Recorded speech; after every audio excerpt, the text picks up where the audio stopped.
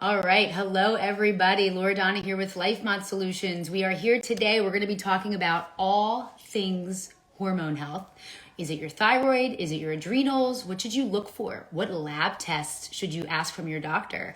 And what can you start doing today to really start feeling better? So we're going to be having on a guest to join us live here. It's Dr. Khadija. And is a naturopathic doctor and hormone specialist. And so we're excited to interview her today to pick her brain with all the good information. Hello. Hi. How are you? Doing great. How are you? Pretty fantastic. Thanks so much. The sun is shining even though it's chilly, but at least the sun is out, so that's nice. I agree with you. It's a beautiful day. So we're excited today to talk to you and pick your brain about all things hormones. Oh, I'm excited to be here. When you sent me those questions, I was like, yes, we're going to do this. Everybody needs to hear this message. Very similar kind of energy like when you did the talk on mold a couple weeks ago. Like, I'm just super excited because I love sharing information with folks so that they can better understand their body and then make better decisions for them, themselves, their family, etc.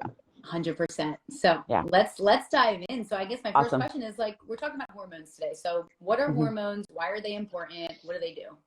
So the easiest, quickest way I could think of it. So hormones are chemical messengers that tell your cells to do some type of action. So a great example would be insulin. After you eat a nice big bowl of pasta, insulin gets released from your pancreas, and then it's going to tell your cells to remove some of that sugar and that starch out of the blood into the cells. Yep. So essentially it's just a signaling pathway, like a telephone to your body. We have almost 60, possibly, I think some scientists say up to 80 different hormones in the body that carry out hundreds of functions every day. So I think a lot of the times as women, we only think of estrogen and progesterone, but there's so many more hormones within our bodies and they all talk to each other. So it's important to know that your hormone health can be impacted no matter what gender, no matter what age. Yeah. So one thing you just pointed out that really stuck out to me is all your hormones talk to each other. And that is one thing I have learned is that we treat things so individually in the medical world, in conventional medicine, and it's not the case. Your adrenals are angry, your thyroid may also be angry, right? So here's the next question is, thyroid or adrenals, who cries first? Yeah. How do you start knowing the difference? I think in today's day and age, I would say the adrenals usually cry first, and then the thyroid starts to feel the effects. We have to take a look at, a lot of us are busy. We're wearing multiple hats. We are doing multiple things. And so your body can only sustain that type of high energy, high performance for so long. And then things start to happen. So I personally suspect, I know it can be challenging, but I definitely think that stress component is becoming so much more apparent. And I'm seeing it more, and stress and cortisol release in excess will then start to impact thyroid. Interesting. Okay. So you're talking about emotional stress here. Are there any physical stressors, things that we do in our lifestyle that affect our adrenal glands and maybe our thyroid? Yeah. Not eating at regular intervals. Skipping meals is a stressor to your body, and people think, oh, I'm like, no, you need to eat at regular intervals. You need to eat good quality meals. You need to get lean protein in there. But when you skip a meal, your body starts to think like, oh no, we're not getting fed today, team. Start to ration, start to bunker down, prepare for the worst, because we don't know when we're going to get fed again. Okay. So then we start to ration out our reserves. We start to figure out which things can get pushed to the side, like digestion, like ovulation. We don't need to really do that today. So let's just focus on organs like your heart, your lungs, your brain. Those are going to get the most resources, and then everything else will kind of dish it out at the end of the day. Okay. So intermittent fasting is like this huge, and like fasting for long periods of time are like a huge thing these days. And so what is your opinion on that? Do you think people should be eating 3 meals a day? And at what point do you bring in fasting? So I think intermittent fasting is great for some folks, but I think you have to really take a look and assess if your body can handle that. Remember, you are already fasting when you sleep, unless you are a sleep eater, which is a very true condition, rare, but unless you get up in the middle of the night and sleep eat, we are already fasting for a period of time. So I think intermittent fasting can be great if it's done correctly, if your body is ready for it. But a lot of the times when I hear folks intermittent fast, they wait till noon and then they eat this huge meal, which is probably almost well over 2,000 calories. And then they try to just wolf down so much in a short period of time. So you might as well just spread that out instead of waiting till noon. A couple things I tell people, if you know that in the morning you're like already hungry, that's probably a sign that intermittent fasting might not, like maybe not delaying it so late, maybe cutting off your meals earlier instead of waiting till noon might be a better way to do it, because hunger, again, is a sign of happy hormones. So your body telling you, okay, we need fuel now, please help us out. So to ignore that, I feel like you end up doing more harm than good when you're looking to kind of balance or deal with hormones. Yeah, so interesting. And like some of my research around fasting too, it all aligns with what you just said, is that like when your body is not eating, sometimes your blood sugar can drop too low. And one of our hormones that helps balance out low blood sugar is cortisol. And that comes from your adrenal glands. And so that then causes this whole cascade of cortisol to be released. And I always equate this to my patients. I say, when you skip a meal, do you all of a sudden get like angry or hangry or irritable? I'm like, you're releasing stress hormone. And on top of that, you might be releasing adrenaline as like a backup. And that causes that anger, you know? So that's another way. So avoiding those blood sugar drops is another thing. Huge. Support. Yeah. Huge. And I think we've normalized a lot of like, oh, I'm just hangry. Like we've done a lot of that in society. And I'm like, no, like that's your body literally saying, please give me, your body is at that point crying and begging to be fed. So a lot of the things that we kind of laugh at, like, oh my God, she's just moody, it's that time of the month. Like, no, your body is really just telling you, I'm unhappy. Your ovaries are not balanced. Estrogen is probably way too high. Please help me. These are all signs that your body is trying to be like, hey, we need a little bit of TLC. Give us some attention. Yes, that's great. So summary here. So fasting is not always the best for everybody. You should work with one of us, one of these healthcare professionals who could tell you if this is appropriate for you. So proponent of 3 meals a day. Okay. That's it. And obviously avoiding sugar to avoid those blood sugar drops as well. Absolutely. I feel like, again, I don't know about you, but for me, I didn't learn a lot of nutrition until I went and continued my studies. So I think a lot of us are kind of we're just trying to do the best. And then a conversation I had recently, someone was like, I don't eat sugar. I just only get sugar-free things. And then I had to explain to them that, ma'am, sugar-free still has sugar. Hate to break that to you. So you're still getting it just in a different form. It might be a sugar alcohol like xylitol or mannitol, which that can even then cause GI issues in and of itself. So I just think not all sugar is bad. You need it. It is your body's primary fuel source. You can be friends with it, but I think we have to learn and understand the ratios, the quantities that's going to work for your body. Right. So I tell my patients to go piggyback off this is like, don't go for sugar. Go for the whole food carbohydrate. So go for the sweet potato. Go for the vegetable sources. I tell people not to go too much to fruit, but vegetables. There's fiber in there. There's colors in there. There's nutrients that help stave off that blood pressure spiking down. So interesting with the food world. So tip for everybody: stick to whole foods. Vegetables is my thing. Do you want to add anything to that? No, I love that you said veggies too, because a lot of people, again, they'll say, oh, I eat my fruits and vegetables, and then they eat 12 servings of fruit and like maybe a piece of broccoli. So I'm a huge advocate like you. Again, like make veggies your super bestie, and then like, fruits, they're cool, but super bestie is veggies. You got the acquaintance, which are your fruits. Yeah, I love that. All right. So good. Yeah. So thanks for that tip. That's a good one. And then so while we're on the adrenal world, let's talk about a little bit of lab tests. And so like, this is a good question for me because I don't know. Do you pull lab tests for adrenal glands, and do you prefer blood tests or do you prefer saliva, and how do those work, and how do you manage those? So I run cortisol quite often. I think it's probably, besides vitamin D, probably one of the most popular labs that I run. And it just depends on the person. So I have a lot of folks that are like, I can't. So first of all, cortisol, you can measure blood, saliva, urine. Blood is a quick in the moment, spare of the moment type of thing. I only will run AM cortisol. So you need to get to your labs before 9 a.m. Once you get that number, you just multiply it by 1.5. It needs to be higher than 25. So that should be your total daily output. So it's a quick and dirty way of figuring out what your body is producing throughout the course of the day. I do like salivary cortisol testing because you get 4 samples. And then what I end up doing, because I'm OCD, I will take my patient's results and plot them on a graph to see which way their curve slopes. Are they high in the morning? Do they dip in the afternoon? And lately I've been seeing a lot of people that will spike at like 10 o'clock at night. Those are the wired people, right? Those are the wired people, right? All of my night owls. I can't sleep. I'm always awake at night. We take a look at it and it's like, yeah, no wonder why your cortisol is highest at 10 o'clock at night when it should be at the absolute opposite.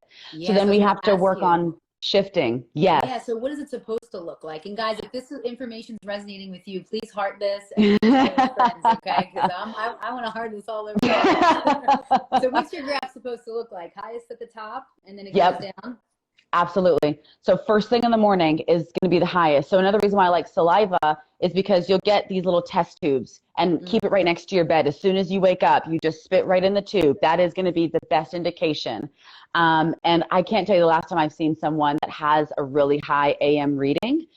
So it should be high in the morning. You take another sample midday, it'll drop. You might get it might stay stable between afternoon, early evening, and then it should totally dip by nighttime. Because again, think about the sun, right? That sun is what stimulates your pineal gland to release cortisol. And then when we don't have sun, we start to produce melatonin. So you should not be wired 9, 10, 11 o'clock at night. That's not a thing. What do you think is happening at night that's causing people to have that high spike of cortisol at, say, 9, 10 o'clock? We're on our devices. We're eating food later. And we're just busy going. Yeah, so our body just thinks it's still daytime and we need to function. So it's we need to keep going. Oh God. Spurt of energy. Yeah. Lights everywhere, so your body doesn't think it's time to start winding down. So we're just like, oh, we go. There's still lights on. I'm getting the attention. So I encourage folks, put your phone on dark mode around 9 o'clock. If you have a bedtime of 10, 11, you should be really stopping device use at least an hour before. Yeah, it's a great idea. I know the TikTok. I was gonna say it's hard because you can end up in a TikTok web or an Instagram scroll, and then you're 2 o'clock in the morning, and you're like, oh my gosh, I got to try to get some sleep now. But I just listened to a lady at a conference, and she has made this basket in her upstairs area, and she has everyone put their devices in there. You can do a little bit of reading, but the phone is not in the room. A great idea. Which I was like, I've tried it. I did. It's okay. I like it. But for some reason, I need the phone. I put it on the dresser. So at least it's not in the bed with me. But it is still a little bit further away. But you have to get your body into the fact that it's nighttime. We need to wind down. And all we're doing by staying up later is stunting melatonin secretion. Right. Affects our sleep then at that, that next level. So we got a guest comment here. The phone is an issue for me too. Me too. That's Jackie there. So thanks for that input. Guys, if you're liking what you're hearing, please hit hearts. One thing I want to add to that comment about nighttime is when we are using our devices at night, one thing I like to use is blue blockers. So I have those hideous orange. They look like safety goggles, okay? And it's because you need to block the light from everywhere. Front, side, bottom. Our eyes have the most photoreceptors, but so do our skin. So that's why lights in any room is an issue, but I wear those if I'm absolutely using anything, and I usually yawn within a half hour of wearing them, so it's pretty powerful. Yeah, good. So I think consistency, getting on a schedule. It might seem hard at first, but you have to rewire your body and train yourself to know that it is nighttime, it is dark. I need to start winding down myself. Okay. So this is a good tip to help adrenals is show your body it's nighttime when it's nighttime. Yes. So let's switch a little bit of gears. So tell me thyroid. So is this what you see most often in your office is thyroid stuff? It is. 5 out of every 8 women are going to have a thyroid condition. And I actually probably think it's going to be even higher because what happens is conventional medical docs only look at TSH. Sometimes they'll do a reflux to T4. So if your TSH is out of range, then they will run T4.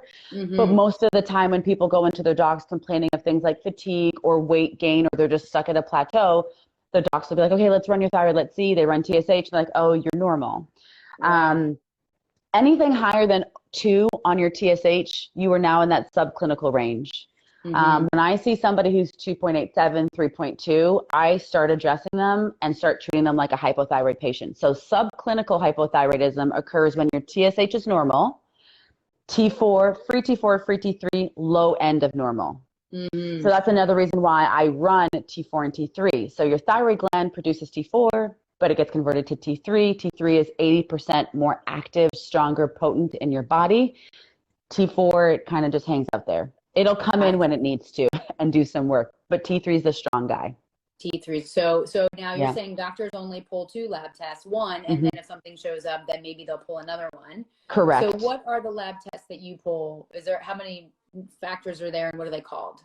So thyroid stimulating hormone. So that's going to be released from the brain to your thyroid. Free T4, free T3, reverse T3, which gets made when we are stressed. Okay. I'm also going to run thyroid antibodies. So there's 2 that are common, TPO and anti-thyroid.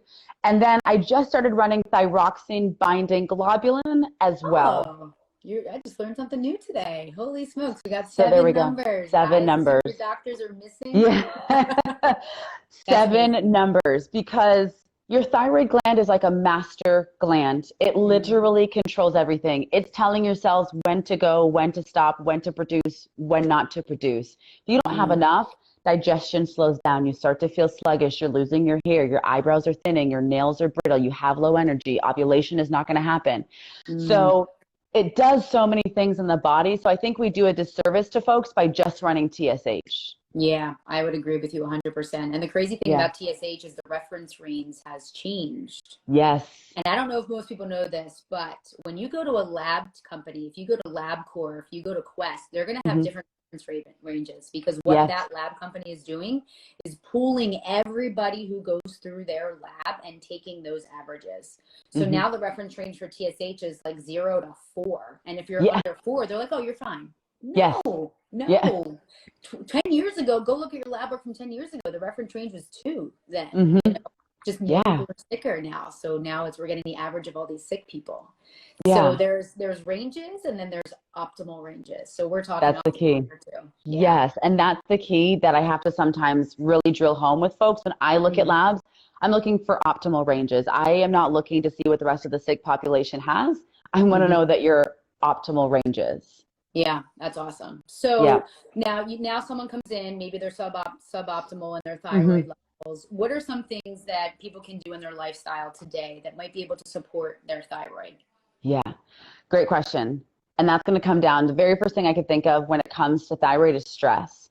So when cortisol is off, or adrenals are just unhappy in general, you actually will reduce thyroid hormone conversion from T4 to T3. So we end up seeing less T3 being produced. Again, that is the potent form. The second thing that happens when we're really stressed, or we're not practicing self-care or stress management, is we start producing more reverse T3, which is why I always run it. So reverse T3 is a junky molecule. Your body does absolutely nothing with it. So we've just wasted resources to make a molecule that your body is not going to be able to use. So the number one thing I will recommend is stress management, and really taking a look at where in your life those stressors are coming from. Again, those stressors could be not eating at regular intervals, not getting enough sleep, insomnia, or not getting more than 6 hours reduces TSH levels. Okay, gotcha. So I just think sometimes it's the basic, right? We often try to start thinking, oh my God, let me take all these supplements, let me do all these things. But are you sleeping? Are you drinking water? Are you eating whole foods? And then are you managing stress and prioritizing your self-care? Probably the biggest things. What are your thoughts on iodine supplementation, or just iodine in general? Maybe some food sources for iodine. Do you recommend that for the subclinical hypothyroid patient? Not unless I've run iodine. So iodine I typically don't run unless there's like a glaring reason, like I think your diet is not the greatest, I think you might be missing something. And the reason I don't always go to iodine solely is because too much iodine can then put you in a thyroid flare, and then you end up looking hyperthyroid. So it stresses your thyroid out, and now you have thyroiditis. So you have to be very careful when working with iodine. But I think it's another great lab to kind of add in addition to those ones. And I'm sure from food source, so you'll be in safer ranges from food. It's probably, that becomes a risk when you're absolutely. Yeah, it does. And whole foods, seafoods, and a lot of fish are going to have the higher sources. And then leafy greens. See, Yeah, yeah, and seaweed. seaweed. There you go. And that's what it is. So sometimes just eating that a couple times a week can be beneficial. Cool. Yeah. All right, so those are some good Yep. tips for thyroid. So just to, are you eating, are you sleeping, the water, the whole foods, eating Yes. seafood and shellfish and those Yep. things. Mm-hmm. So then let's talk about exercise. Yeah. How does exercise affect your hormones? Yeah. Is there like a heart rate thing with this? Because I've read a little bit about it. I want to know what you think. Like heart rate variability. No, just like having too high of a heart rate for certain extended periods of time can actually be more stressful for the body. It absolutely is. So people who love to do the high intensity 7 days a week, I'm always very cautious and I ask them to pull back. Mm. Exercise is beautiful, but it is a stressor on the body, no matter what it is. So you need to find the blend of both. And for folks who already come in depleted and exhausted, high intensity is not going to be for you at this moment. We can work to get back towards it. But I think overall, if you are a person that is struggling with any type of hormone imbalance, moving your body is going to help. It will help liver health, which sometimes liver gets brought into the equation because that's where we process a lot of our hormones like estrogen and testosterone. So we want to have a healthy liver for that. But exercise, I'm just not an advocate of 7 days hardcore intensity. You need to have a day or two, maybe even 3 off to give your body the chance to recover so you're not spiking cortisol. Yeah, 100%. Yeah. So that's kind of what I tell my patients too. Like I just had a new one come in the other day and she's 29 and she's exhausted and she's not sleeping. And then I found out she's running so many days a week. And I said, well, do you ever monitor your heart rate? And I said, you need to keep your heart rate. If you're going to work out, no matter, you can run, you can do all these workouts, but majority of your workouts each week should be take the number 180 and minus your age. And that's the number you need to stay below and never cross it in your workout. And then maybe 1, 2, maybe 3 days a week when you're feeling amazing, that's when you do the high intensity, the Tabata type workouts, the jumping around, I can't breathe, I'm sweating, I can't talk kind of workouts. You know what I'm saying? Right. Absolutely. Yeah. So, I love that recommendation. I agree with you wholeheartedly. Yep. All right, cool. So then what are some of your like 3 to 5 tips? So anything that you want to recommend for people, how to help them regulate their hormones? What are things that they can do right now today? Yeah. Today I did have this written down, so I had to think about that. Clean up your home environment. Because that's something that you can start doing. Endocrine disruptors are all around us. I just was watching a documentary on candles and burning candles and air fresheners and all those plugins that you're about to start using because it's a holiday season and you want your place to smell like cinnamon. But they are actually not the best for your hormones. Most toxic. The most all those toxic. Plugins, get rid of them, guys. Get rid of them. Essential oils, right? Something like that. Or just put a pot of water on, throw some allspice, some cinnamon, pumpkin pie, and just put that on a low heat. And that will start to like put some fragrance in your home. Yeah. But cleaning up your home environment is the biggest thing. Those endocrine disruptors enter your body and then they start to mimic hormones in your body. So a lot of the times they'll mimic estrogen. So now we end up having heavy cycles, and estrogen, when it's too high, will suppress your thyroid. Right? Again, everything talks, they're all connected. So cleaning up your home environment is by far the best thing. Environmental Working Group, they have a lot of great guides. On EWG.org. Yeah, they're so good. They have cleaning guides. There's skincare products. You can literally go crazy and just start making swaps in terms of what you're using. So home environment, cleaning that up. Before you take a supplement that seems like it's trendy, please speak with a healthcare professional because you can really cause damage. We had this discussion just now about iodine. So I know a lot of people are like, I heard iodine is so good for my thyroid. I really want to take it. Please just either get the test or figure out if you really need it. Start with a multivitamin because a lot of multivitamins have the daily dose that we need. A lot of our salt has iodine in it already. So we don't want to get too crazy. Oftentimes, iodine is not the issue when it comes to thyroid. It could be that you're not converting and because you have poor gut health. Right. So speaking to a professional so that you understand what your levels are and what you need to be taking. It's going to save you time. It's going to save you money, and it's going to save you more harm to your thyroid. We talked about the importance of sleep. Get yourself a really good sleep routine. Like I live for my sleep routine. Yeah. It's like I wash my face. I have candles. There's music. Sorry, not candles, the incense lately. And then again, because my mom did this when she was younger, we just put cinnamon in a pot and boil it. And that has been smelling pretty good. So whatever your routine is, I do a little bit of journaling. I might watch some cartoons, right? But get yourself a really good routine. That's self-care and that's getting your body ready to sleep. Read a Winding book. down, read a I got a little right. spray with lavender and some nice See? chamomile in there. I sprayed on my pillow. I got to do Yeah. something like that too. Yeah, Darkness. there you. Yes, darkness. Even like my nieces love like they have these eye patches that they sleep with, so like that's part of their bedtime routine. They're gonna get that ready. They'll listen to an audio book. But get yourself a sleep routine. Like treat yourself.